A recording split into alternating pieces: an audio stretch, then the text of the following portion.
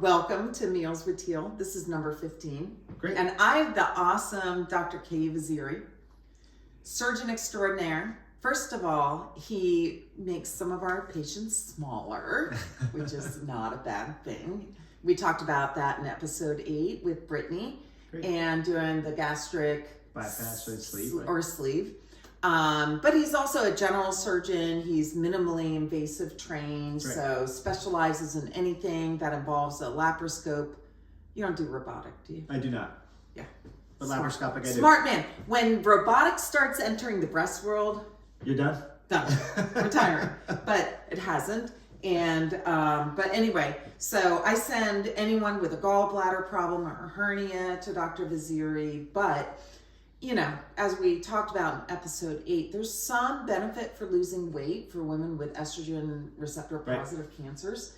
And so he is one of our 3 great bariatric surgeons that you would want to see if you're trying to lose weight. Anyway, we're going to make a really fun meal. Okay. Thank you for coming on Valentine's Day. Thank you for having me. Thank you for having me. We're here in the middle of the day, so I'm not impinging on dinner time. But we're going to make a meal that Dave and I used to love having when we were dating, which was like forever ago. It's a really easy meal. And we're going to start out first by setting up some leftovers. So from episode number 2, which I did with Dr. Anita McSwain, who you know very well. She's wonderful. We made risotto. And then from episode number 7, we made spaghetti squash. And those are kind of irregular for me, but sometimes you want to think about something kind of fun besides just microwaving it for the leftovers. So we're going to get that set and then we're going to really start cooking. Okay. So I always line things with foil because I hate cleanup, although I don't do cleanup. Dave does cleanup. There you go. Who does cleanup in your family? Danielle, my wife. Oh, so you cook? Yeah. You're the cook and she's the cleanup. That's right. Okay. I'm the cook. Dave's the cleanup. There you go. And I think the cook is the best. I agree. You can make a mess and you don't have to worry about it. No, and guess what? And I've made a comment on this before. When Dave is out of town, thank you Safeway, by the way, for the grant. We're going to spray a little olive oil spray, and then we're going to do a scoop of, this is leftover risotto, so you can see.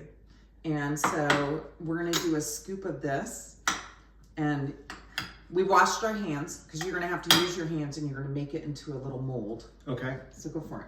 Like a dome or a little igloo? I don't know, like something that's flatter. Okay. You just got to squeeze it. Squeeze it down. You know, do it like a cook.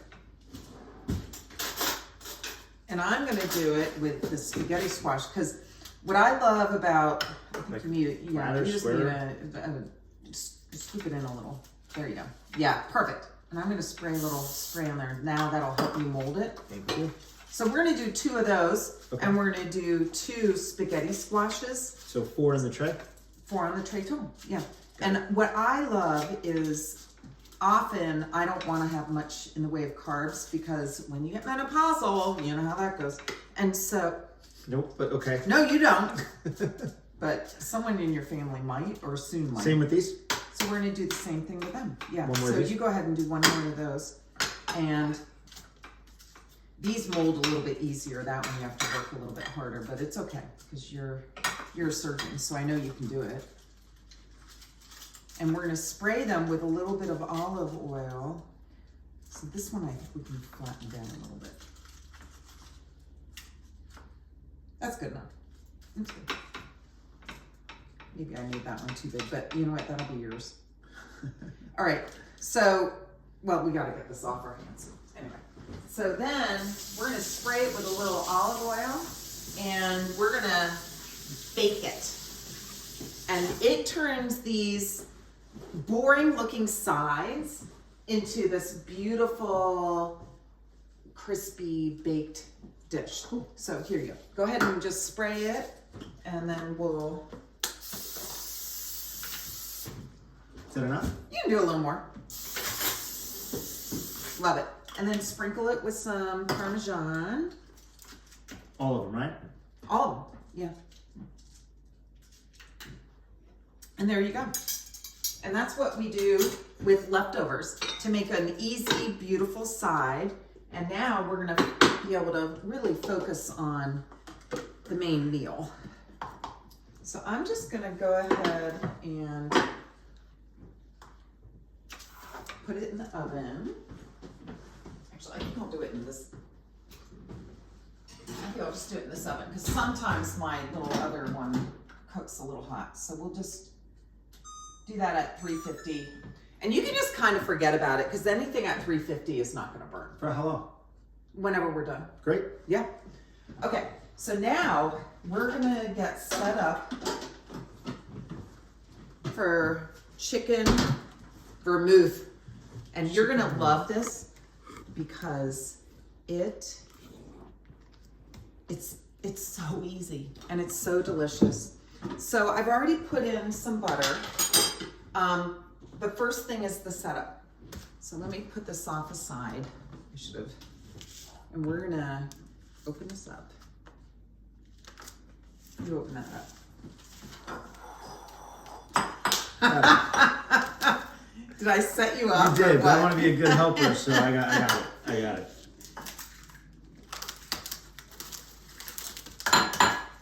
All right, we're gonna do 2 eggs. And here, you can go ahead and whisk the eggs. And then we're gonna do breadcrumbs. You can use breadcrumbs, you can use panko, you can use whatever your favorite breading material is. And we're gonna do about a cup or so of that. And I'm going to do, that's perfect.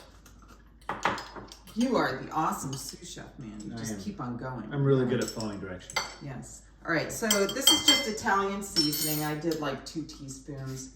And I'm going to do some Parmesan in there. And here you go. You can mix that up.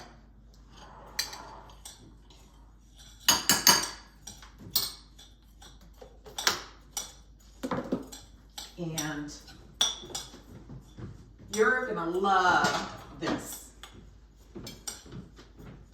Okay, so I'm gonna do the egg part and you're gonna do the breadcrumb part because your hands end up this sloppy mess.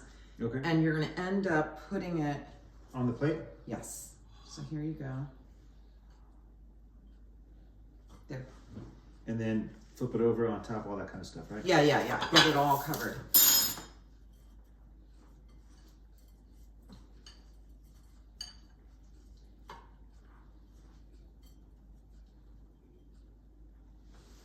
There you go.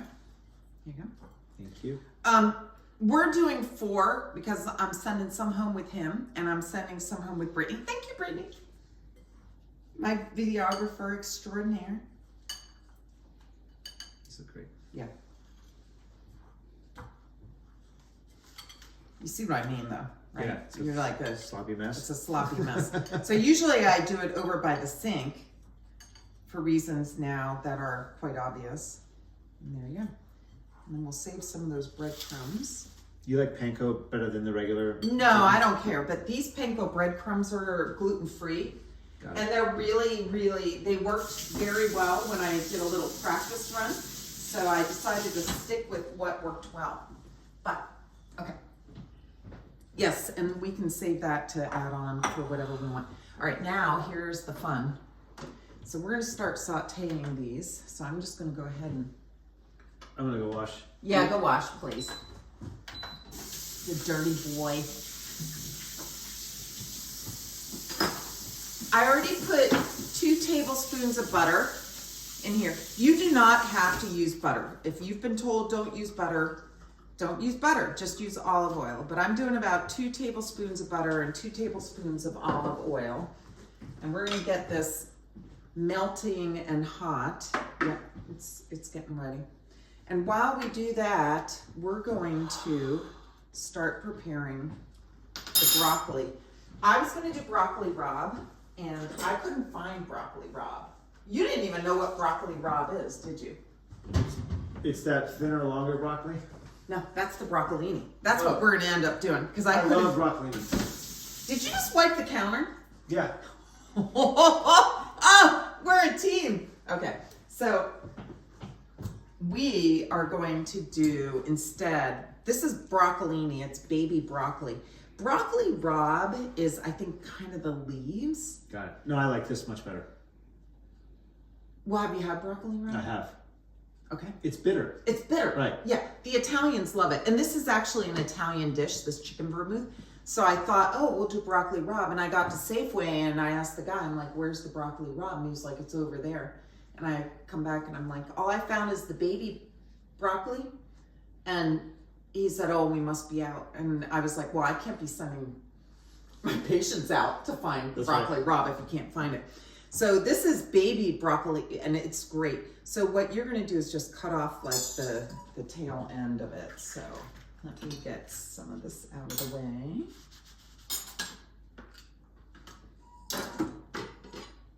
There you go. You can start preparing that because we're gonna, and the broccoli doesn't take long at all. So we're gonna focus on the chicken, but at least we can get this going for you. Just the ends, right? Yeah, like the lower inch maybe. Because the stems are delish. Yeah, I don't know. I was Googling broccoli rabe and it was crazy. You had to peel it off. And then sometimes you had to blanch it. I'm not a blancher. I don't like Are you blanch. blanching? No, I don't like blanch. It's just like, it just adds on time and work. So this is a really easy recipe. I do have to get a quarter of a cup of water. So I'm gonna go ahead and do that while we work on that.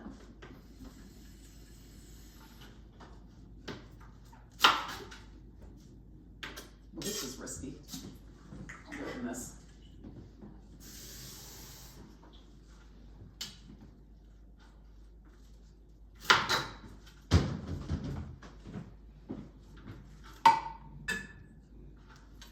Perfect. Well done. So this is going to be really fun. Especially since this is only the second time I've done it. Sure, that's fine.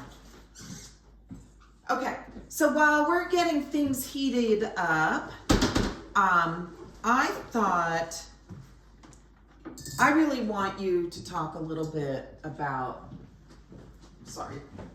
Can you tell he hasn't done my show before? What do you want me to talk about? I'm happy to No, talk. no. You things go back in the sink. Oh, sorry. Instead of the counter. Got it. We clean up as we go. All right, so this is starting to heat up nicely. We're not quite ready to do the broccoli raw because it's so quick. Okay. Or not broccolini. Anyway, sorry. If I keep saying broccoli raw, you can see what was on my brain. So I think what we're gonna do is talk a little bit about Guatemala because what you all do is incredible. And I have to say, I feel really grateful that my daughter and some other high school kids and then college kids. Yep, volunteers. Who are like thinking about medicine. It's a great thing, but this mission has been going on for how long? Tell us a little bit about it. And so I'm going to do a little bit of the cooking while you do that. We run a surgical mission to Guatemala now, but we do it internationally to countries that have need. It's a surgical mission, so we take at least 3 fully functional operating rooms with all of our providers, anesthesiologists, surgeons, nurses, surgical technicians, nurses, post-op, pre-op, and we take down 3 fully functional operating rooms to provide care to those that don't have access to care in other countries. So we started about 14 years ago, and we've been to Guyana, we've been to Guatemala, we've been back and forth, and with the exception of the COVID years, we've been doing it every year. During COVID, we just sent funds for COVID relief for those areas. And we are excited that we are going again this year. And 2 missions this year. Yeah, the plan is for 2 missions this year, and we have a whole host of volunteers that tend to come and they help with patient care and family care and patient education. And it's been a very good experience for all of us. So we look forward to it, and it really comes through a lot of support from people who want to give to an organization that really doesn't have much overhead and really just concentrates on providing surgical care for those in need. Yeah, all the money goes to the mission. That's right. There's no administrative fees. There's no overhead. It's all towards patient care, direct patient care, medication supplies, and then team transport and lodging. Yeah.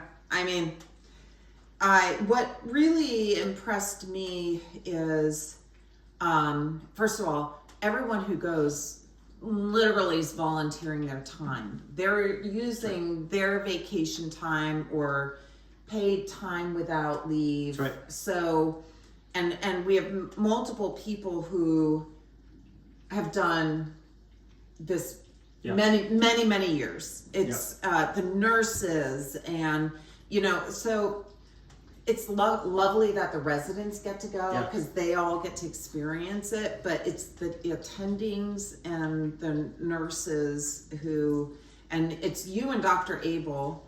That's right. I guess at some point he'll be my guest. Yes, he should be. I think he likes to cook. Dr. McSwain, who was on the number 2 meal. But this dedicated group go and take care of these patients. And imagine these patients don't speak any English and they're just, you have obviously interpreters, but they're having just this full-on trust. That's right. We partner with an in-country NGO, and majority of our patients actually don't come from the city where we operate.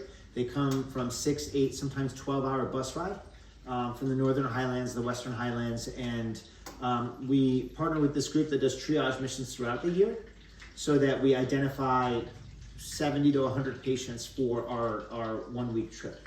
And then using our funds, we actually transport them and their families and put them up near our facility, kind of in a big lodge, so that we can assess them for surgical care, do the operations, take care of them post-op, and then we transport them and their families back to the villages they come. So I didn't know about that part. Yeah.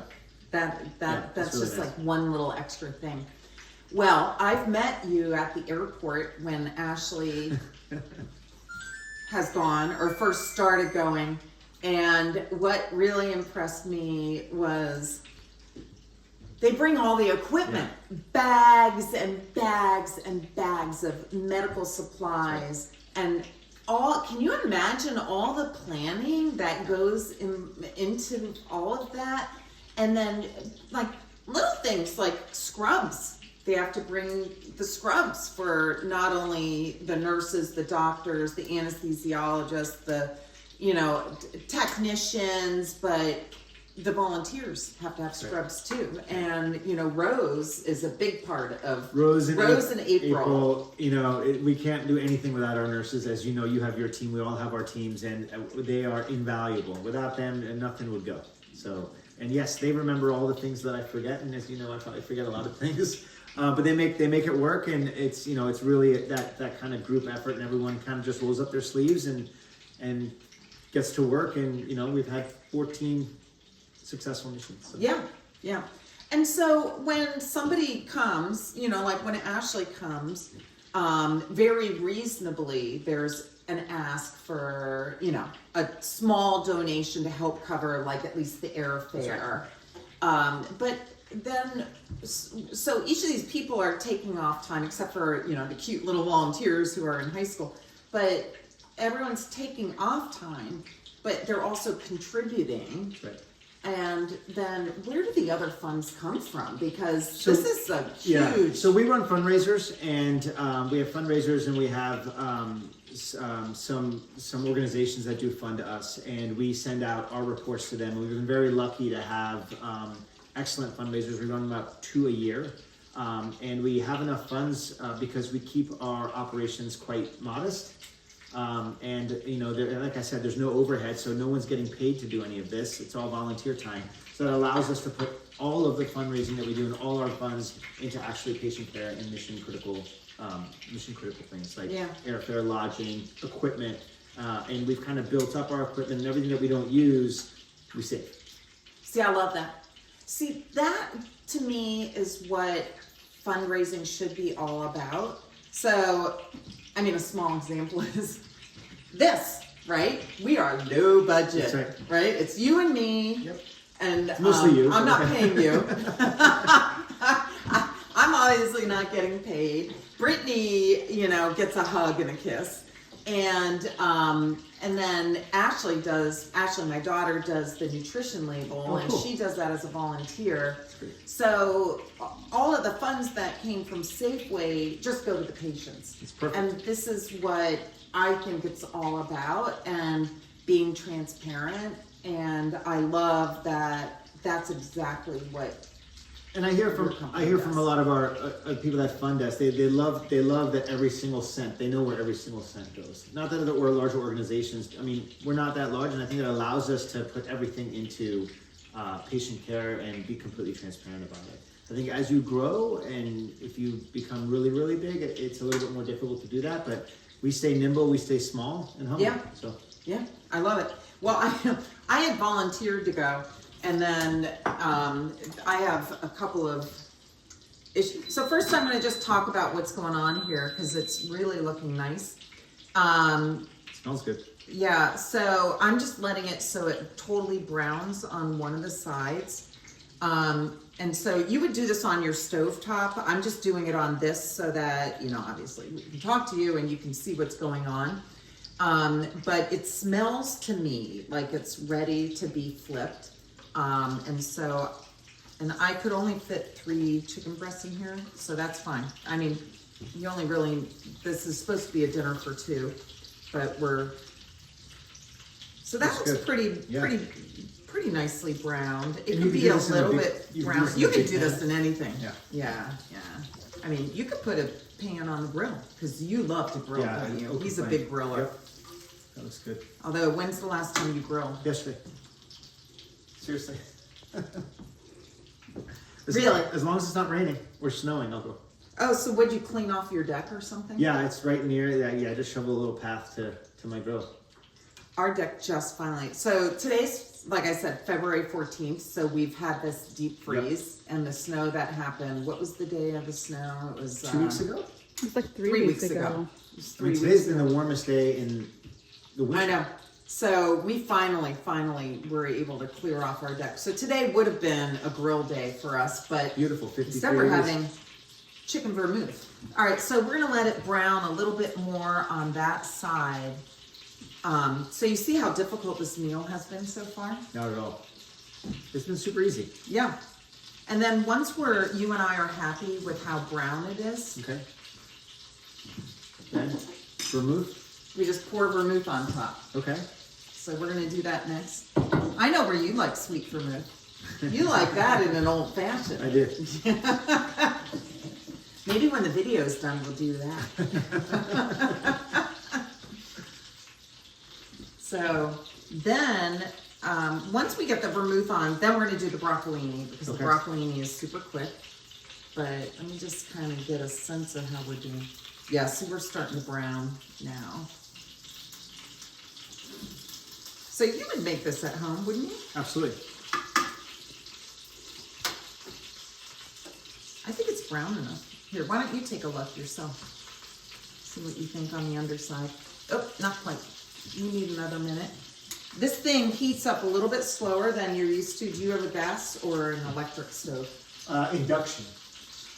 Oh no! Well, we got induction. I have kids, and so we got induction because we were worried about the kids burning themselves.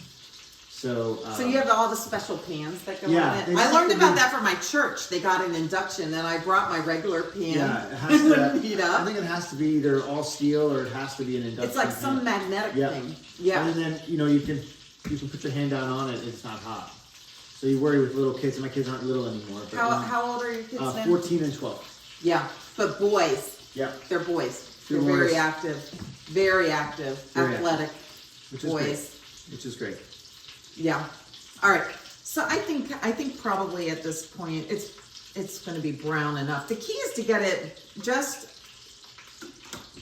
browned enough so can you see it where you are, Brittany? Mm-hmm. Yeah. Okay. Because once we pour the sauce on, then it starts just absorbing. And then how long do you cook it after you put the vermouth on? Till you think the chicken's done. Got it. So The recipe calls for 1.5 cups, and it always requires more. Okay. So I just am very liberal with the vermouth. I mean, it's just gonna burn off, right? It's all just gonna cook off. And then if you want to make it kind of fancy, then what you do is after you finish cooking the chicken, you pull the chicken out, you can add a little half and half. Got it. Just to make it a creamy sauce. All right, so we're just gonna let this do its magic. And what happens now is just periodically I'll flip it so that it keeps on absorbing, but we'll just let it sit because sometimes when you flip it, the breadcrumbs come off and you just have to live with that. That's just part of the whole thing. All right, so now we'll do the broccolini. So you're gonna, let me see. Okay, so again, this is done on the stovetop, but we're gonna do it. So we're gonna just pour in some olive oil, a little bit more for this. All right, you're gonna do 1/4 teaspoon. Okay. 1/4 red pepper Yep, into the pot. yeah, just stick it in there. And then how much salt? Like 1/2 teaspoon of salt. I mean, the salt is to taste. Got it. The recipes always call for you using garlic cloves, which I hate to do. Why are you laughing? Because it's painful to do garlic cloves. Yeah. So we're just gonna do what we think is, you know, I mean, thankfully Safeway has minced garlic. We're just gonna do that, about 3 cloves worth. So probably, you know, a good spoonful, big spoonful. I think that looks good. We call that jarlic. Smells great. All right, let's see how you do flipping them. Oh boy. You can do it. Look at, oh my gosh, that was so perfect. You must be I use tongs all the time. a surgeon. All right, do you smell it already? Yeah, it smells really Right, it's already starting to smell really good. Okay, so now what we're gonna do is just once this gets heated, so instead of blanching it, what it says is we can saute it until it's starting to look a little green. Okay. And then we're just gonna pour water on and put the lid on. And then steam it for the rest Steam it for like 2 minutes. Okay. And I did a practice run of this, and if you go more than 2 minutes, it's gonna be overcooked. Okay. So, just so you know, don't get distracted. And then what you can do is go ahead and cut this lemon in half, because we're going to do a juice of lemon at the end. It calls for lemon zest. Do you zest? Sometimes. Really? Sometimes. I don't zest. I'm not a zester. Just saying. It's a pain. Okay, anyway, we could do, all right, here, you know what, since you lemon zest, you can zest. Where, like zest into the pot? Into that. Here you go, Mr. Zester. She's got me zesting. He's gonna be flipping. Oh, and this is starting to look like it's getting close to being done.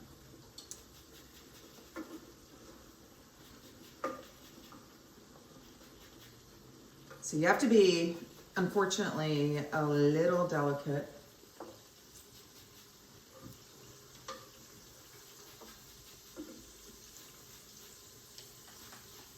Okay, I smell the lemon zest. We're zesting over here. You know what? Now I understand why the recipe calls for zest. It's very It's lemony. beautiful. Smells delicious. All right, good. I think put it back in the I sink think the so broccoli we can go in. Huh? I put it in the sink, so. See? You learn quickly. He was my intern when I Right. was a brand new attending. That's right. Go ahead and let's put the broccoli on in. Just use my hands. Yeah, just use your hands. All of it, or just like Just, lay it out? just put it in. It's gonna all work out okay. Because you're gonna stir it around. Here you go. I'll let you take over this while I watch the chicken. How do I know when to start add the water? Oh, when it's a bright green, Bright green, got it. apparently. That's It's what the already recipe green. says. Got And it. these are starting to come along really nicely, so we are making some magic. So I guess we can use the half of the lemon that you zested. I zested both. Oh, all right, well. You only said half the lemon. We're It's gonna gonna have be very zesty. delicious lemony broccolini. It's gonna be great. It's gonna be perfect.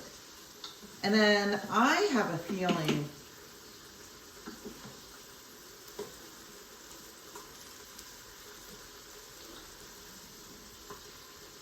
one of these I think is just about done. So, unfortunately, you just have to go until you think the chicken is done. I'm gonna give you a guidance of how long, but these are big chicken breasts. If you've got thin chicken breasts, you probably only need like 4 to 5 minutes each side. But these are big, because thank you Safeway for giving us big chicken breasts.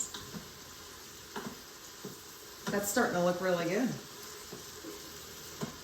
And I just keep on flipping it so it keeps on absorbing the deliciousness.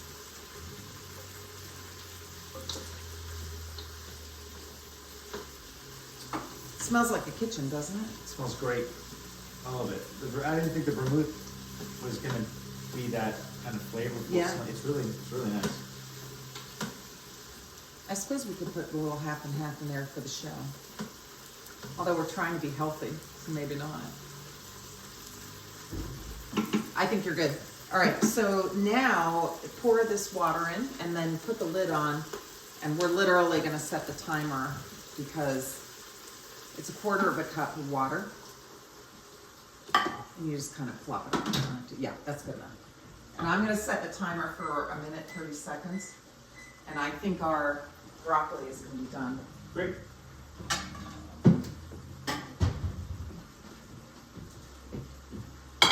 Now, here's the thing.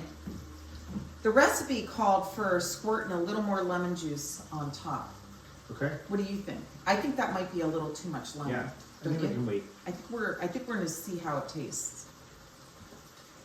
And then this chicken breast looks like it's done. So what I'm gonna do is, I'll leave this guy here. I need another cutting board, so just give me a second. Okay. Because we're gonna cut the chicken to show how beautiful it is.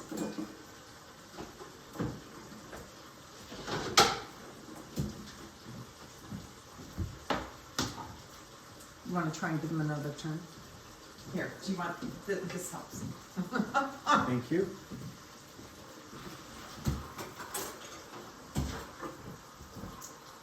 And I'm gonna check our little bakes, because remember I said you put them in, you forget them, but you don't really want to forget them totally. Ooh, they look perfect. I totally forgot about this. Doesn't matter, because when everything's done, it's all gonna be done at the same time, as you can tell. Got it. So I think what we can do is turn this off now. We're gonna use that middle one.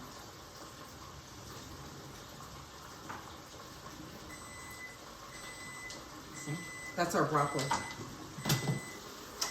Oh my gosh, CK, look, Oh yeah. Oh, that looks really good. looks perfect. Brittany, what time are we on the video? 33 minutes. 33 minutes, dinner's done. That's That's great. It's not too bad. It may not be as fast as grilling, but just saying. All right, That's really good. so we're gonna plate everything. We'll let those just finish up. I need to take that off of there. Here, why don't you put some of the broccoli on that plate there? Okay. So we can show everyone how beautiful it is. Yep. That's perfect. Okay, I'm gonna take it off though so it doesn't keep cooking. Just lay it here. And we're going to dish up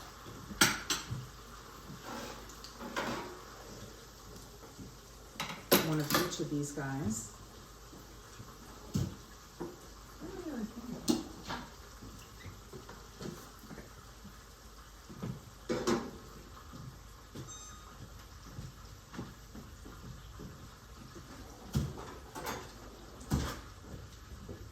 All right, so this is the spaghetti squash. And then while I'm doing this, why don't you slice that in pieces like that?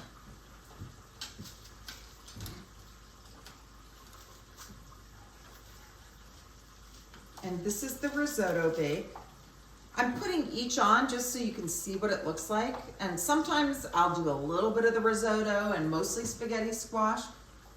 Sometimes I'll do just the spaghetti squash, and sometimes I'm just really stinking hungry and I'm gonna do all the risotto. So, but it's a great, isn't that a beautiful way to use up leftovers? It is. And it's easy. It's easy. Okay, and then we can just put this on. There. Doesn't that look like a fancy meal? Looks great. All right. So there you go. Chicken vermouth. Not very difficult, right? Maybe. Beautiful colors too. That's my favorite. When you get all those colors in there, it's perfect. So, anyway, we are going to sign off and clean up, and then guess what we're going to do? Eat. Yes. And then guess what else we're going to do? Drink. Well, first we have to make red velvet. Oh, we're going to whoopie make dessert. pies. We're going to make red velvet. Whoopie pie.